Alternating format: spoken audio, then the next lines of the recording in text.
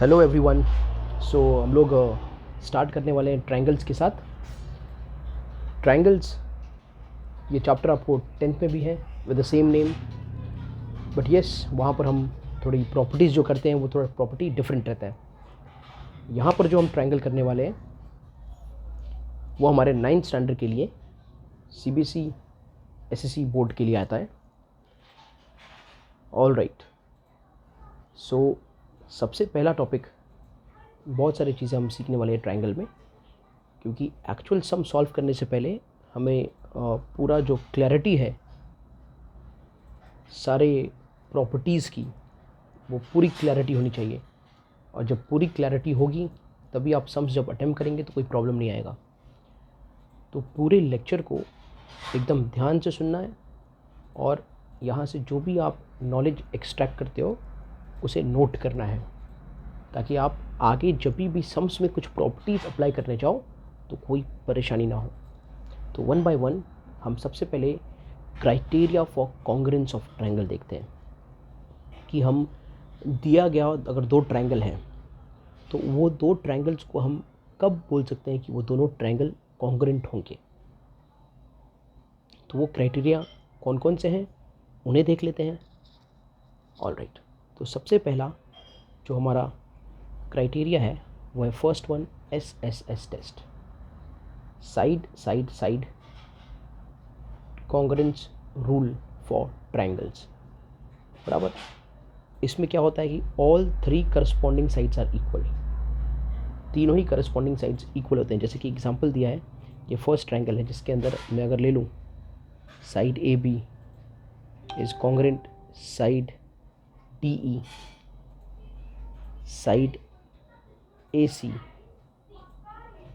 is congruent side DF and side EF is congruent side BC। अगर ये ऐसा दिया है बराबर, तो हम क्या कहेंगे, ये दोनों ट्रायंगल कॉन्ग्रुएंट है। और ट्रायंगल कौन से टेस्ट से कॉन्ग्रुएंट है, तो they are congruent by SSS test. Correct. फिर हमें लिखना पड़ेगा कुछ, कैसे क्या लिखेंगे, तो जब भी आपको ऐसे करस्पॉन्डिंग साइड, जैसे ये साइड को कौन करस्पॉन्ड कर रहा है, ये दोनों इक्वल है ना, तो ये दोनों एक दूसरे के करस्पॉन्डिंग साइड हो गए। AC को इक्वल कौन है, DF, सेम मार्किंग दिख रहा है आपको, सेम मार्किंग, तो ये AC और DF एक दूसरे के करस्पॉन्डिंग साइड हो गए। और ये BC और EF एक दूसरे के करस्पॉन्डिंग साइड हो गए। तो विथ प्रॉपर करस्पॉन्डेंस हम इनको लिख सकते हैं। कैसे लिखेंगे, तो हम कहेंगे triangle ABC will be congruent to triangle. अब ABC मैंने नाम ले लिया, तो मुझे जो दूसरा नाम लेना है D, मतलब ये सेकंड ट्रायंगल का, वो बहुत केयरफुल लेना पड़ेगा ताकि करस्पॉन्डिंग साइड साथ में आ जाए। तो AB का करस्पॉन्डिंग साइड कौन है, DE, तो नाम यहाँ पहले आना चाहिए DE, क्योंकि यहाँ पर AB है पहला, तो DE, और DE उसके बाद F है, तो ABC आया तो इधर नाम आएगा DEF। तो देख लो कैसे कि AB के साथ होना चाहिए DE, दिख रहा है दोनों सेम मार्किंग। फिर BC के साथ होना चाहिए, BC देखो बेटा, BC के साथ होना चाहिए EF, दोनों का सेम मार्किंग। और AC के साथ होना चाहिए DF, ये दोनों का भी सेम मार्किंग। बराबर। तो जब भी आप ऐसे दो ट्रायंगल देख लो जिसके करस्पॉन्डिंग साइड, तीनों करस्पॉन्डिंग साइड इक्वल है, तो प्रॉपर नेम के साथ आप बोल सकते हो कि ट्रायंगल क्या है, ये ट्रायंगल्स कॉन्ग्रुएंट है। करेक्ट। ये बीच में जो आप साइन देख रहे हो, ऐसा साइन, इसको हम कॉन्ग्रुएंट का साइन कहते हैं, वो कॉन्ग्रुएंट को रिप्रेजेंट करता है। तो क्या आपको SSS टेस्ट समझ में आया? इस टेस्ट को पहचानना बहुत ही सिंपल है। दोनों ट्रायंगल में जो पेयर्स ऑफ साइड्स हैं, थ्री पेयर्स ऑफ साइड्स जो हैं, वो क्या होना चाहिए, इक्वल होना चाहिए। तो ट्रायंगल किससे कॉन्ग्रुएंट होगा, SSS टेस्ट से, साइड साइड साइड, ये स्पेशल में भी आता है। ऑल राइट, फिर SAS, side angle side test. ठीक है। अब इसमें क्या होता है, एक साइड, उसके बीच का एंगल और उसके जस्ट बाजू का साइड, तो दो एडजेसेंट साइड के बीच का एंगल होना चाहिए, तब ये ट्रायंगल SAS टेस्ट होता है। ठीक है, आगे हम करेंगे तो समझ में आएंगे। तो इसमें two sides and included angles, दो साइड के बीच में जो एंगल है इंक्लूडेड होना चाहिए। तो इसका बहुत केयरफुल रहना। अगर मैंने यहाँ पर मार्क कर दिया कि side B C and side E F equal है, side A C and side D F equal है, तो बच्चा ये ई एफ और डी एफ के बीच में इंक्लूडेड एंगल कौन सा है, तो वो इंक्लूडेड एंगल है angle F. That included angle is nothing but वो एंगल एफ है, इंक्लूडेड एंगल। और इन दोनों साइड का इंक्लूडेड एंगल कौन सा है, तो एंगल सी है। ठीक है, तो ये जो पैटर्न है, साइड दो बाजू बाजू के साइड उनके बीच का एंगल, दो बाजू बाजू के साइड उनके बीच का एंगल, अगर यही पैटर्न होगा तभी triangle S A S test से कॉन्ग्रुएंट होगा, याद रहे।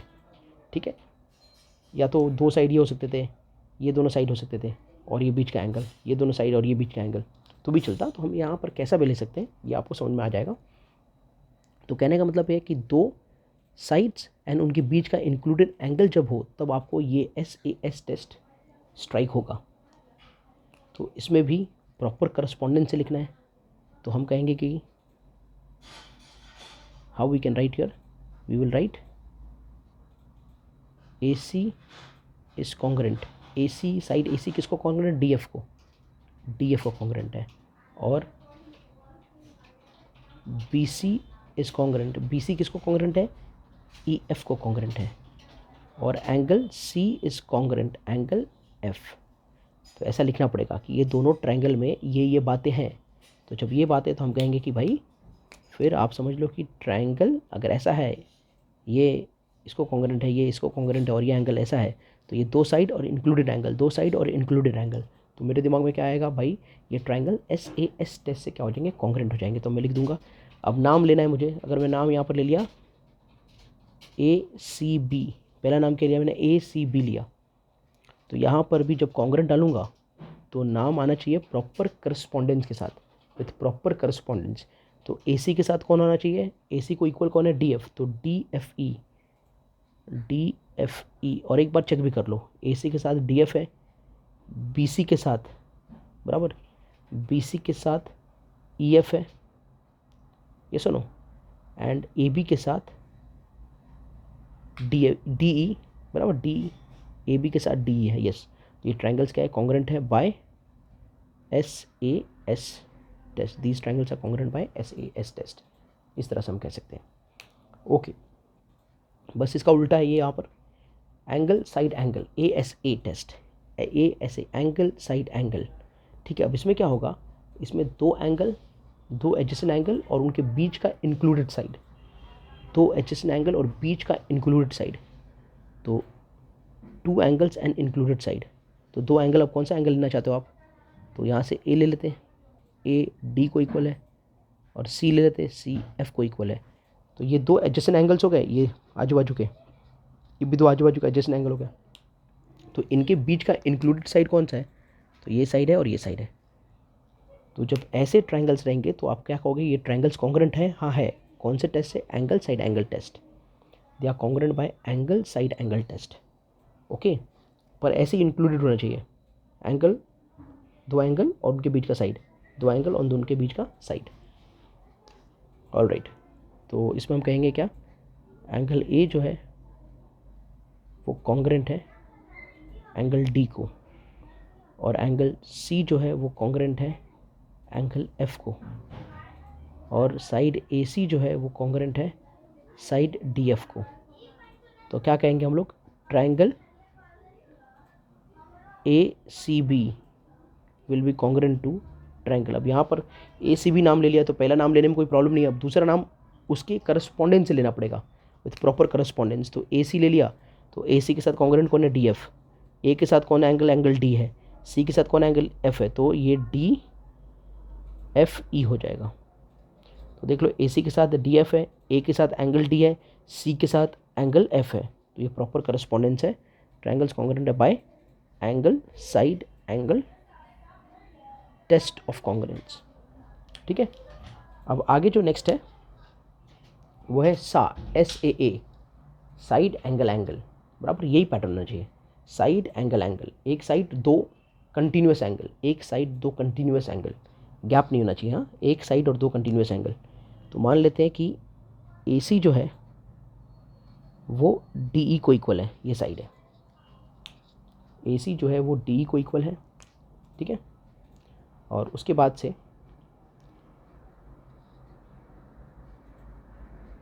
Angle A is congruent angle E and angle B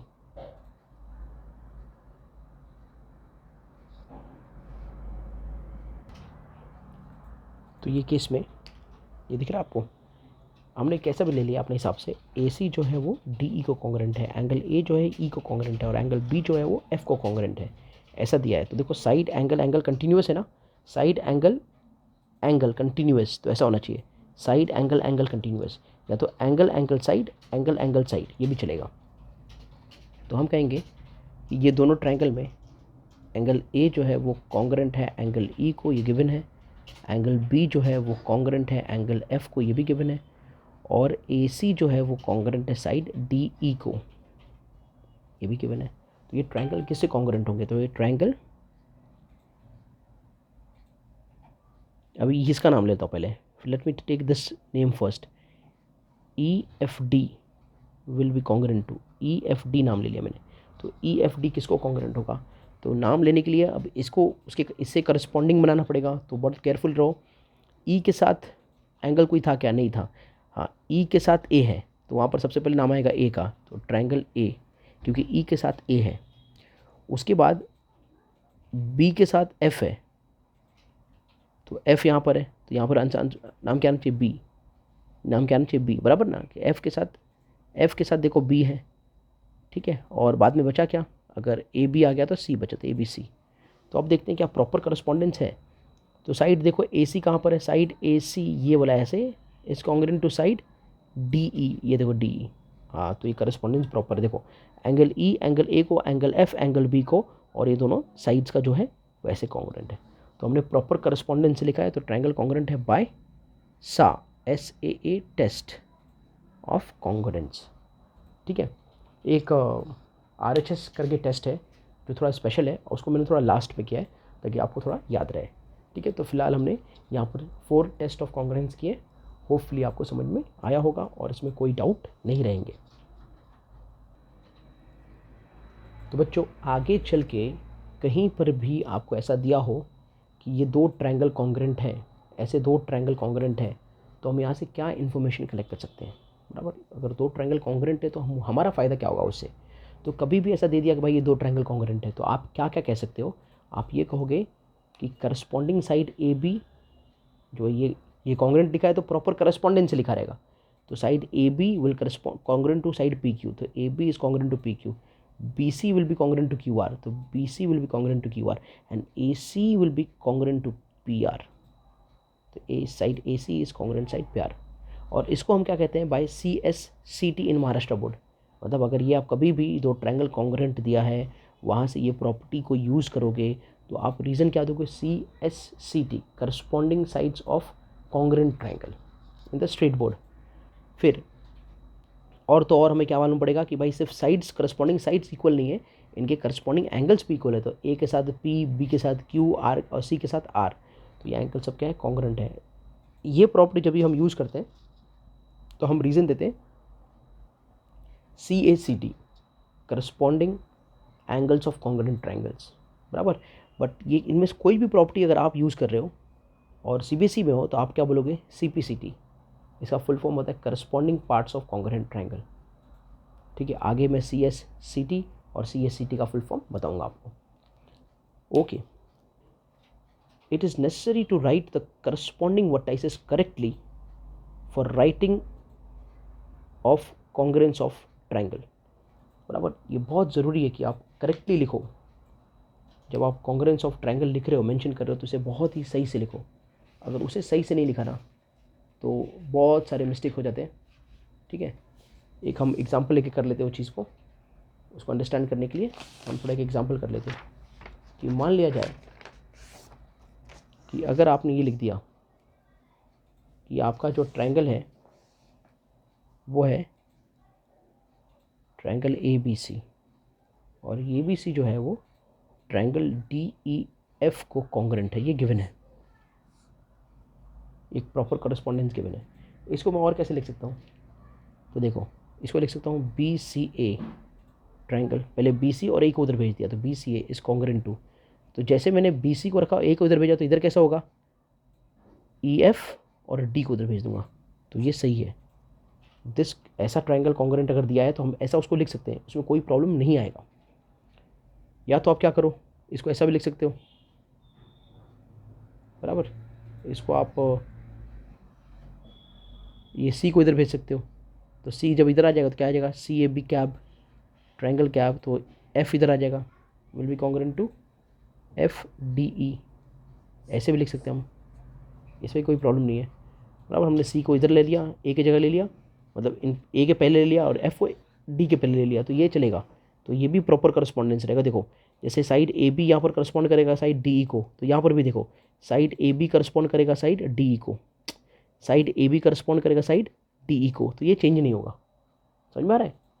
तो ऐसे लिख सकते हैं, लेकिन यही चीज़ को आप triangle A B C is congruent to triangle E F D ऐसे नहीं लिख पाओगे। क्यों? देखो ओरिजिनल ट्राइंगल में ए बी किसको करस्पॉन्ड कर रहा है डी ई को, तो यहाँ पर देखो ए बी किसको करस्पॉन्ड करेगा डी ई को, नहीं ई एफ को, तो ये क्या हो जाएगा रॉन्ग हो जाएगा। ऐसे करस्पॉन्डेंस आप यूज़ नहीं कर सकते। तो जो ओरिजिनल है जैसा है वैसा ऐसे चेंजेस किया तो कोई फ़र्क नहीं पड़ेगा, लेकिन ज़्यादा कुछ चेंज कर दिए यहाँ वहाँ पूरा कर दिया तो बहुत सारा फ़र्क पड़ जाएगा और आपका आंसर क्या हो जाएगा रॉन्ग हो जाएगा। या triangle B C A congruent to F D E, यहाँ से भी देख लेते हैं बी सी किसको करस्पॉन्ड कर रहा है, इसमें बी सी करस्पॉन्ड कर रहा है ई एफ को, यहाँ पर देखते हैं बी सी जो है किसको करस्पॉन्ड कर रहा है एफ डी को, ये भी क्या हो गया रॉन्ग हो गया। तो ये जो स्टेटमेंट है it is necessary to write the corresponding vertices correctly for writing the congruence of triangle, बराबर, ये बहुत इंपॉर्टेंट है। तो आपको ये एग्जाम्पल से समझ में आ गया होगा why it is important to write proper correspondence, मतलब कौन सा साइड किसको करस्पॉन्ड कर रहा है, कौन सा एंगल किसको करस्पॉन्ड कर रहा है, वो है प्रॉपर करस्पॉन्डेंस। CSCT इसका मतलब क्या है, corresponding sides of congruent triangle, corresponding sides of congruent triangle. CACT means corresponding angles of congruent triangles, CPCT means corresponding parts of congruent triangles, ये सब शॉर्ट फॉर्म्स है। Okay, SAS test congruence of congruence holds but not ASS और SSA, side दो side और उसके बीच का included angle, समझ में आ रहा है, दो जस्ट एडजेसेंट साइड बीच का इंक्लूडेड एंगल ये होल्ड करता है भाई, लेकिन एक एंगल उसके बाद दो साइड्स, पहले एंगल दो साइड कंटिन्यूस में भी हो तो भी होल्ड नहीं करेगा, दो साइड एक एंगल कंटिन्यूस में भी हो तो भी होल्ड नहीं करेगा, समझ में आ रहा है। तो this test is not proper. For example इसको भी हम थोड़ा एक एग्जाम्पल समझ लेते हैं। अगर ये दो ट्रायंगल है, ये एंगल इस एंगल को इक्वल है, ये साइड इसको इक्वल है और ये साइड इसको इक्वल है, बराबर, तो हम बिल्कुल भी नहीं बोल सकते ये दोनों ट्रायंगल कॉन्ग्रुएंट होगा, क्योंकि angle side side test does not hold good, ठीक है, एंगल साइड टेस्ट कोई भी होल्डिंग नहीं रखता, ठीक है। तो ASS टेस्ट नहीं है, या फिर साइड एंगल टेस्ट ये भी नहीं है, this does not hold good. What hold good is, अगर दो ट्रायंगल है, एक साइड है, ये इधर साइड है, ये साइड है और इसका ये साइड है, तो दो एडजेसेंट साइड और बीच का मतलब इंक्लूडेड एंगल, दो एडजेसेंट साइड और इंक्लूडेड एंगल, तो ये होल्ड करता है, ये क्या होगा side angle side. So this test is valid. आप कहोगे सर इसमें SSA है और ASS है, इसमें भी दो ऐसे एक एंगल है, तो ये दोनों सब ये फ़र्क है, ये लोग नहीं होल्ड करेंगे, बस दिस विल होल्ड फॉर। तो this is proper test of correspondence और proving triangle to be congruent, SAS but not SSA या ASS, ऐसा कुछ भी नहीं चलेगा, ठीक है, ये जो प्रॉपर है वही चलेगा। नेक्स्ट आ जाते हैं हम लोग एक बड़ा इंपॉर्टेंट प्रॉपर्टी जो हम बहुत बार ट्रायंगल में यूज़ करेंगे। तो अगर एक ट्रायंगल दिया है आपको, तो आप ये जान लो कि उस ट्रायंगल के इंटरनल एंगल्स को जब आप ऐड करोगे तो angle A plus angle B plus angle C क्या हो जाएगा 180 हो जाएगा, ठीक है। तो this is very important property, angle sum property of triangle, कि इंटरनल तीनों अंदर के ट्रायंगल के एंगल मिल के हो जाते हैं 180, दे आर सप्लीमेंट्री, तो उसको बोलते हैं हम लोग angle sum property of triangle. Sum of measure of all the angles of triangle is 180 degree. तो आगे हम करने वाले हैं आइसोसेलेस ट्रायंगल थ्योरम। अब ये क्या कहता है, आइसोसेलेस ट्रायंगल थ्योरम क्या कहता है, तो ये बड़ा सिंपल सा बात कहता है, अगर ये ट्रायंगल है और यहाँ पर ये साइड है AB, और ये साइड है ए सी, और गिवन है कि ये दोनों साइड्स इक्वल है, side A B and side A C क्या है, इक्वल है। तो हम क्या कहेंगे, in triangle A B C, in triangle A B C side A B is equal to side A C. अगर ऐसा है तो ए बी के सामने एंगल कौन सा है, साइड ए बी के ऑपोजिट एंगल कौन सा, एंगल सी। देन अगर इफ़ ऐसा है, if A B is equal to A C, then angle A B के सामने एंगल कौन सा है, C, angle C will be equal और ए सी के सामने एंगल कौन सा है, B, to angle B.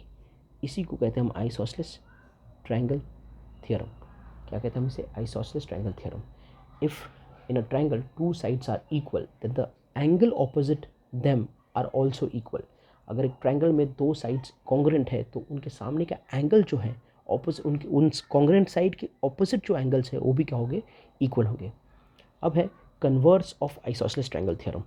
Converse of isosceles triangle theorem यानी कि इसका उल्टा, आइसोसेलेस का उल्टा। तो अगर ये एंगल Q है और ये एंगल P है और गिवन ये है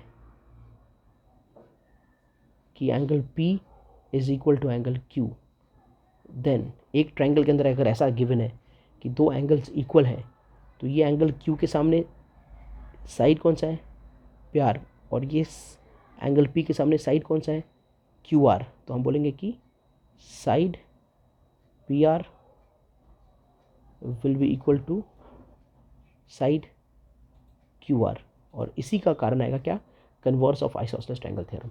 तो जब दो साइड्स इक्वल है तो उनके ऑपोजिट एंगल्स इक्वल है, और जब दो एंगल इक्वल है तो उनके ऑपोजिट साइड्स इक्वल है। तो ये जब प्रॉपर्टी करते हैं तो कन्वर्स आएगा, और ये जब प्रॉपर्टी करते हो तो आप सीधा बोलोगे आइसोसेलेस ट्रायंगल थ्योरम। अब नेक्स्ट, अगर मान लिया जाए कि ये एक आइसोसेलेस ट्रायंगल है जिसमें एक्स वाई और वाई जेड इक्वल है, तो side X Y is equal to side X Z, बराबर, ये इक्वल दिया है, side X Y is equal to side X Z. तो एक्स वाई के सामने वर्टाइसेस कौन है, वर्टेक्स कौन है, एक्स वाई के सामने वाला, इसके सामने वाला वर्टेक्स कौन है, जेड। तो अगर मैंने जेड से कोई परपेंडिकुलर बनाया, देख रहे हैं, जेड से मैंने क्या बना दिया, परपेंडिकुलर, किसके ऊपर, एक्स वाई के ऊपर। तो if I made any perpendicular, any altitude X Y के सामने वाले वर्टेक्स से ऑन एक्स वाई, और एक्जेड दूसरा इक्वल किसको, एक्स वाई किसको इक्वल है, एक्जेड को। तो मैंने एक्जेड के सामने एक्स जेड के सामने वर्टेक्स कौन सा है, वाई, और वाई से मैंने कोई परपेंडिकुलर ड्रॉ किया ऑन एक्स जेड, बराबर है। तो ये जो एल्टीट्यूड है इसका नाम वाई एम दे दिया और ये जेड एन दे दिया। तो याद रखो बच्चों, altitude Y M will be equal to altitude Z N, ये एल्टीट्यूड का वैल्यू भी इक्वल आ जाएगा। इसी प्रॉपर्टी को हम कहते हैं कि perpendicular altitude drawn to the equal sides from opposite vertex of isosceles triangle are equal, बराबर। तो ये दोनों इक्वल साइड थे और इन्हीं के ऊपर क्या बना, एल्टीट्यूड बना। कहाँ से बना, तो उन साइड्स के ऑपोजिट वर्टेक्स से। ये इक्वल साइड था, इस साइड के ऑपोजिट वर्टेक्स से एक परपेंडिकुलर बना, तो ऐसा बनेगा। तो ये जो वाई एम होगा और जो जेड एन होगा ये भी क्या हो जाएगा, इक्वल हो जाएगा, बराबर, by the property. So next is for equilateral triangles. अब इक्विलैटरल ट्रायंगल्स के बारे में आप क्या जानते हो, तो इसके बारे में आपने बचपन से पढ़ा है कि एक ऐसे ट्रायंगल जिनके सारे साइड्स इक्वल और सारे एंगल्स इक्वल। तो ये याद भी रखो, ये कहीं ना कहीं आपको काम आएगा। नेक्स्ट जो है वो है इन इक्वालिटीज़ इन अ ट्रायंगल। ये बड़ा अच्छा चीज़ है, इन इक्वालिटीज़ इन अ ट्रायंगल। ये क्या कहता है, मान लो एक ट्रायंगल है जो जिसका कोई भी चीज़ इक्वल नहीं है, कोई भी चीज़ इक्वल नहीं है, तो इसमें हम क्या अप्लाई कर सकते हैं। तो देखो, तो अगर मैंने ऐसा मान लिया, ये ट्रायंगल है जिसका साइड AC जो है वो बिगर है BC से और BC बिगर है AB से, तो ये इनइक्वालिटी हो गया। AC सबसे बड़ा, उससे छोटा BC और सबसे छोटा AB। अगर ऐसा है तो मैं मालूम क्या कह सकता हूँ, angle B will be greater than angle A and that will be greater than angle C. तो बच्चों अगर ऐसा दिया है कि side AC is greater than side BC is greater than side AB, तो यहाँ से मैं ये बात बोल सकता हूँ। ये मैं कैसे बोलूँगा मालूम है? क्योंकि इनइक्वालिटीज़ का प्रॉपर्टी ये कहता है कि जो एंगल ट्राइंगल के सबसे बड़े साइड के सामने है वो एंगल सबसे बड़ा होगा। फिर से सुनो, ट्राइंगल के अंदर, अनइक्वल साइड्स वाले ट्राइंगल के अंदर जो एंगल सबसे बड़े वाले साइड के ऑपोजिट में है वो एंगल सबसे बड़ा होगा, और जो एंगल सबसे छोटे साइड के ऑपोजिट में है वो एंगल सबसे छोटा होगा। बराबर, इसका कन्वर्स भी ट्रू है। सबसे बड़े एंगल के सामने वाला साइड सबसे बड़ा, और सबसे छोटे एंगल के सामने वाला साइड सबसे छोटा। ठीक है, तो ये प्रॉपर्टी बहुत अच्छे से याद रखना इनइक्वालिटी का। The angle opposite to greater side is greater and the angle opposite to smaller side is smaller. The side opposite to greater angle is greater and the side opposite to smaller angle is also smaller। तो यहाँ पर देखो सबसे बड़ा क्या था AC सबसे बड़ा, तो उसके सामने एंगल कौन सा है B, तो एंगल B सबसे बड़ा। ठीक है, सबसे छोटा कौन था AB, तो AB सबसे छोटा, तो उसके सामने एंगल कौन सा C, तो एंगल C सबसे छोटा। तो होपफुली ये प्रॉपर्टी समझ में आया होगा। ऑल राइट, मैं अब आपको RHS सिखाने वाला हूँ। इसके बारे में मैंने आपको बोला था, बड़ा ही स्पेशल है RHS। ठीक है, तो RHS right hypotenuse test of proving triangle to be congruent. Triangle को हम किस तरह से कॉन्ग्रेंट प्रूव कर सकते हैं? तो ट्रायंगल को अगर आपको RHS से कॉन्ग्रेंट प्रूव करना है तो बड़ा सिंपल सा तरीका होता है। ये दोनों ट्रायंगल जिसको प्रूव करना है वो सबसे पहले राइट एंगल ट्रायंगल होना चाहिए। जिसको आपको कॉन्ग्रेंट प्रूव करना है क्या होना चाहिए? राइट एंगल ट्रायंगल होना चाहिए। तो जिनको प्रूव करने जा रहे हो देख लो कि राइट एंगल ट्रायंगल है कि नहीं। हाँ है। अगर है तो उसके बाद सबसे पहले देखो जो हाइपोटेनस साइड है क्या वो कॉन्ग्रेंट है। ट्रायंगल्स में जो हाइपोटेनस साइड है क्या वो कॉन्ग्रेंट है? तो सबसे पहला क्या है?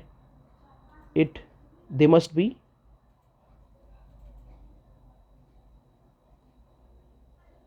Right angle triangle. वो लोग को राइट एंगल ट्रायंगल होना चाहिए। दूसरा, their hypotenuse side must be equal. उनके जो हाइपोटेनियस साइड है, जैसा ये ट्रायंगल और ये ट्रायंगल का हाइपोटेनियस साइड कौन होता है? 90 के सामने वाले, वो साइड इक्वल होने चाहिए। और third, any one pair of remaining sides must be equal और must be congruent।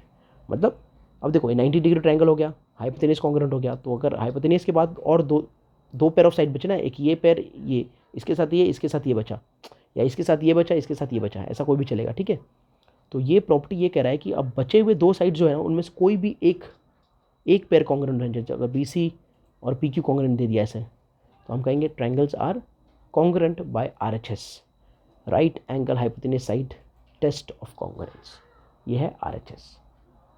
ठीक है, अब मैं आपको सम्स के दौरान एक बड़ा इंपॉर्टेंट प्रॉपर्टी कराऊंगा जिसको कहते हैं हम लोग remote interior angle theorem, but that I will do only during the sums. Alright, तो इतना पार्ट आपको समझ में आ गया होगा। ओके बच्चों, तो रिमोट इंटीरियर एंगल थ्योरम का प्रॉपर्टी ये समझ लेते हैं। बराबर, तो इसमें जो एक्स दिख रहा है ना, ये ट्रायंगल का एक एक्सटीरियर एंगल है। तो रिमोट इंटीरियर एंगल थ्योरम ये कहता है कि ये जो एक्स होगा ना, angle X will be nothing but A plus B, angle A plus angle B। Angle X कितना होगा? Angle A plus angle B।